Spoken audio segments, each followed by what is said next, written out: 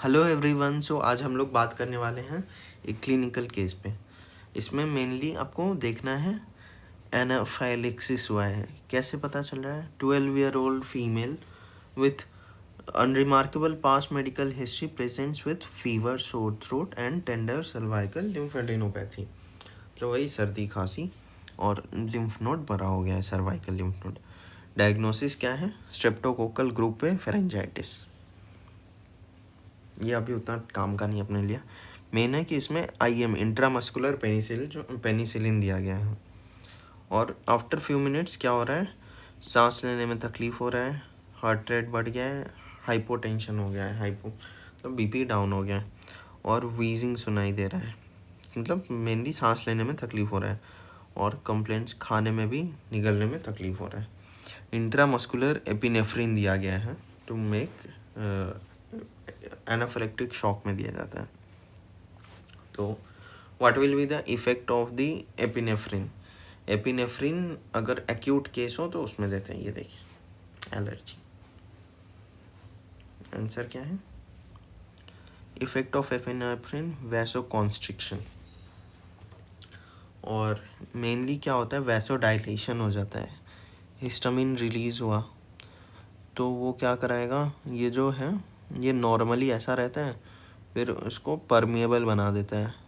ये ऐसा, ये आपका ब्लड वेसल का लाइनिंग है, तो यहाँ से एक्सुडेट निकल जाता है। ठीक है, तो ये कैसा प्रोटीनिशियस रहता है, प्रोटीन रिच रहता है, और मेनली हिस्टामिन के थ्रू होता है। तो हिस्टामिन का फिजियोलॉजिकल एंटागोनिस्ट होता है, मतलब उसका एक्शन को रोकता है कौन? एपिनेफ्रिन। तो ये क्या करेगा? वैसो कॉन्स्ट्रिक्शन कराएगा। ये मान लीजिए अगर कॉन्ट्रैक्ट हो गया तो फिर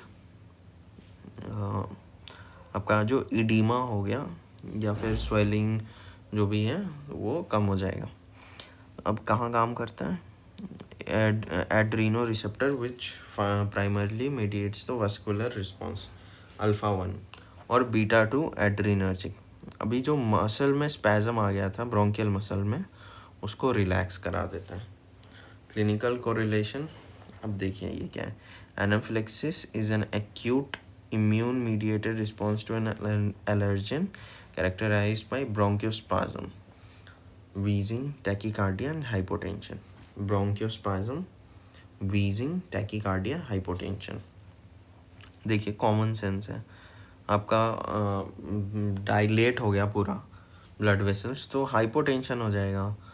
अगर मान लीजिए यहाँ पे ब्लड लीक आउट हो रहा है, वॉल्यूम भी डाउन जा रहा है, तो फिर ये ऐसा डायलेट हो गया तो टेंशन कम हो गया, प्रेशर कम हो गया। उसको मेंटेन करने के लिए टैकीकार्डिया होगा, और ब्रोंकियोस्पाज्म हो रहा है उसकी वजह से साउंड आएगा वीजिंग का। अभी एपिनेफ्रिन देंगे तो क्यों देंगे? क्योंकि counteracts the pathophysiological process between anaphylaxis, activation of alpha and beta adrenoceptors. With in emergency में सबसे पहले 3 चीज़ करते हैं: airway, breathing and circulation check करते हैं। Occasionally anaphylaxis caused laryngeal oedema to that extent airway is compromised. देखिए अभी कभी कभी इतना ज़्यादा लैरिंजियल मतलब गले वॉइस बॉक्स का एडिमा हो जाएगा कि एयरवे कॉम्प्रोमाइज़ हो जाता है, और उसमें क्या वर्क करना पड़ जाता है? इंटूबेशन, डायरेक्ट यहाँ पे वो ट्यूब डाल देते हैं ट्रॉकियोस्टोमी का। In these circumstances, an emergency airway such as surgical cricothyroidotomy, creating an opening from the skin through the cricoid cartilage is required.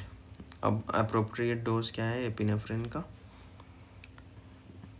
0.01 milligram पर kg और बॉडी वेट, और मैक्सिमम डोज 0.5 मिलीग्राम, 0.5 मिलीग्राम और पर KG maximum है ये 0.01 to 0.5 milligram पर KG.